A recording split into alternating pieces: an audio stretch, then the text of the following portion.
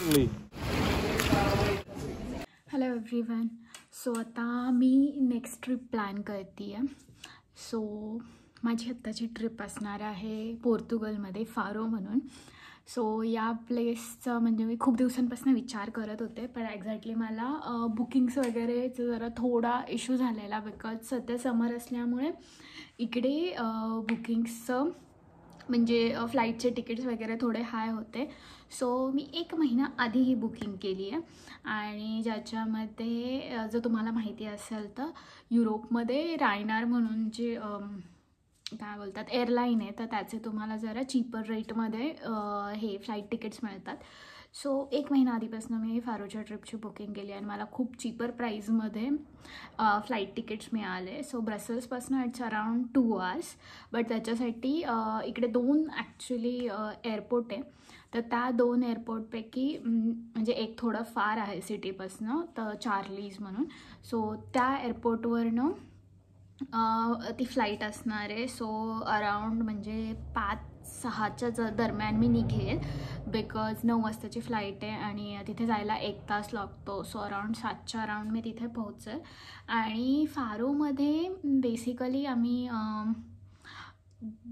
म्हणजे माझा असा प्लॅन आहे की 2 दिवसाचा स्टे करायचा आहे म्हणून. सो फ्रायडे नाईटला तिथे पोहोचल्यानंतर अराउंड म्हणजे रात्रीचं कॅब वगैरे बुक केली आहे. आणि रात्री म्हणजे ऑलरेडी फ्रायडे नाईट आणि सॅटर्डे नाईट अशा 2 दिवसाच्या हॉटेलच्या बुकिंग केलेल्या आहेत. आणि 2 दिवस तिथे स्पेंड करून संडे इव्हिनिंगला मी तिथनं निघेन.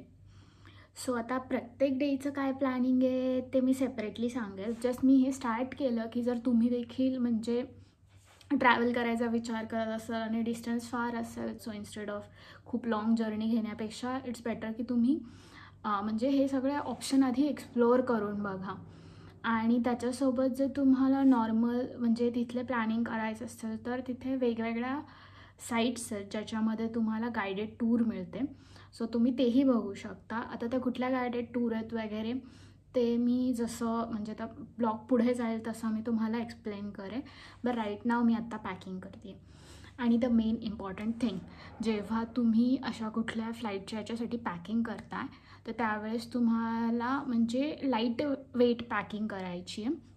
बिकॉज मोस्टली कसं होतं की त्याच्यामध्ये अराउंड 7 kgs अलाउड असतं. आणि जर ते वेट एक्सीड वगैरे झालं तर त्या मेन पॉईंटला आहे ना तुम्हाला खूप जास्त चार्जेस लावतात ते, which is more than your flight ticket actually. So it's better की तुम्ही ते म्हणजे लाईट वेटच पॅक करा. आणि 2 दिवसासाठी असं किती लागतं, आय नो मुलींना जास्त लागतं, बट स्टील तुम्ही लेस पॅक करू शकता. बिकॉज जेवढे तुमची लाईट वेट बॅग असेल, सो जेव्हा तुम्ही सेकंड डेला चेकआउट वगैरे कराल सो ते इझी होतं कॅरी करण्यासाठी. आणि most importantly comfortable shoes. Because जर तुम्ही युरोपमध्ये कुठे जरी ट्रॅव्हल केलं तरी इट्स लाईक की तुम्हाला खूप चालावं लागतं. आय नो की तुम्ही ते 1 डे पासेस घेऊ शकता, सिटी टूर पासेस घेऊ शकता, बट चालणं इज व्हेरी कंपल्सरी. म्हणजे अराउंड तुमचं एका दिवसामध्ये 10,000 ते 20,000 स्टेप काही न करता देखील होतात. So comfortable shoes must. त्याच्यानंतर आता मी म्हणजे ज्या फारोच्या ज्या एरियामध्ये जाणार आहे तर ॲक्च्युली बीच एरिया आणि सध्या समर आहे. सो स्किन केअर त्याच्यामध्ये सनस्क्रीन, मॉइश्चरायझर वगैरे सगळं मी पॅक केलेलं आहे. Than the clothes. सो आता बीचवर जसे असे म्हणजे थोडे असे बीच वाईपवाले तसे देखील क्लोथ्स मी पॅक केले. आणि अराउंड 1 or 2 नाईटवेअर, दॅट्स इट. जास्त काही पॅक केलेलं नाही आहे मी. सो तुम्ही देखील तुमची पॅकिंग ही लाईट वेट ठेवाल आणि थोडं असं काहीतरी म्हणजे इझी टू मेक जे तुम्ही बनवू शकता किंवा खाऊ शकता अशावाल्या गोष्टी नक्की पॅक करा. आणि आता मग जेव्हा मी बसमध्ये, कारण की मी इकडनं त्या एअरपोर्टला बसने जाणार आहे, सो तो ब्लॉग तेव्हा शूट करेन. So let's see. आणि आता मी इथनं बस पकडून त्या एअरपोर्टला निघणार आहे. सो आता मी अपार्टमेंटच्या बाहेर निघाली आहे आणि दिस इज द अनदर वे की ज्या वे थ्रू मी माझ्या ऑफिसला डेली जाते. It looks very beautiful in the morning. आणि आत्ताचा व्ह्यू पण इव्हिनिंगचा खूप छान आहे. सो आत्ता मी एअरपोर्टला पोहोचली and I am waiting for a bus. So this is the flight ज्याच्या थ्रू आपण फारोलाच जाणार आहोत. Hello everyone. सो आता मी फारोला काल रात्रीच पोहोचले होते, पण काल रात्री खूप उशीर झाला. अराऊंड 12च्या जवळपास मी तिथे पोहोचले. मग तिकडनं डायरेक्ट हॉटेलला गेले आणि आता सकाळी रेडी होऊन ओल्ड टाऊन एक्सप्लोअर करायला आली आहे. सो इथले काही प्लेसेस बघून मी तुम्हाला सांगेल की तुम्ही देखील इथे कुठल्या प्लेसेसवर विजिट करू शकता. सध्या हे इकडे एक चर्च बॅकग्राऊंडला तुम्हाला दिसत असेल तर, सो या चर्चमध्ये मी सध्या जाणार आहे. सो हे असं ब्युटिफुल चर्च एकदम फारो सिटीच्या मिडलमध्ये आहे. हे येलो कलरचा हाऊस खूपच छान दिसतंय, पिक्चर परफेक्ट. सो इथे खूप साऱ्या बोट्स आणि जेटस्की या पार्क केलेल्या होत्या.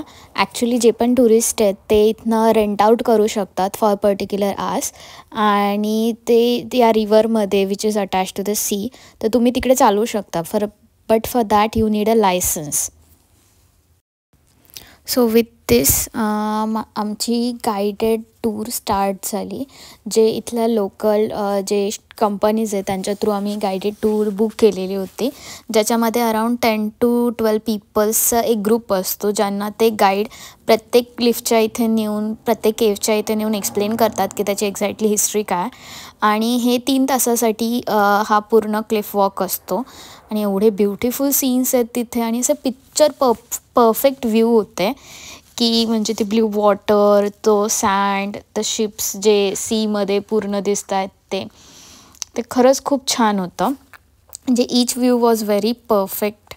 आणि फॉर दिस प्लेस ॲक्च्युली इथे आपण नॉर्मली ॲक्सेस नाही करू शकत. द ओनली वे इज की तुम्ही बोट रेंट करून जाऊ शकता.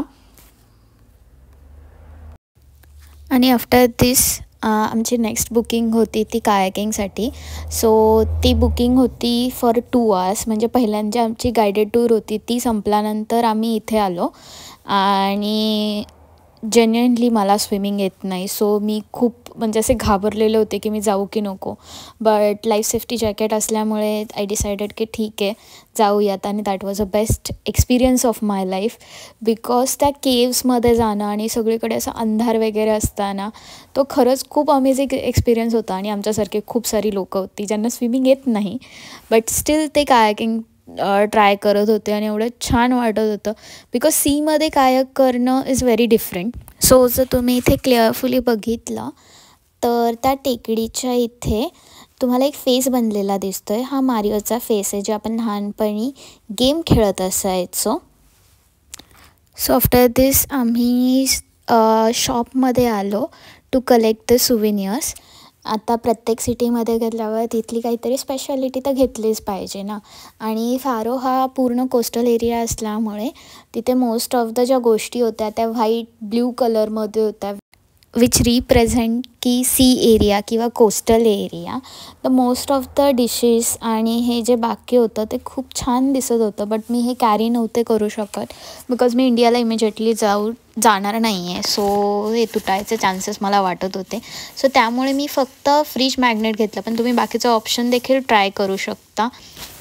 सो यानंतर खूप भूक लागली होती, मग आम्ही तिथेच एका रेस्टॉरंटमध्ये खायचं ऑप्शन बघत होते जे व्हेजिटेरियनमध्ये मिळतील. आणि अशा प्रकारे आमचा first day at a Faro ही फुल जर्नी झालेली आहे. भेटूया आपण सेकंड ब्लॉगमध्ये.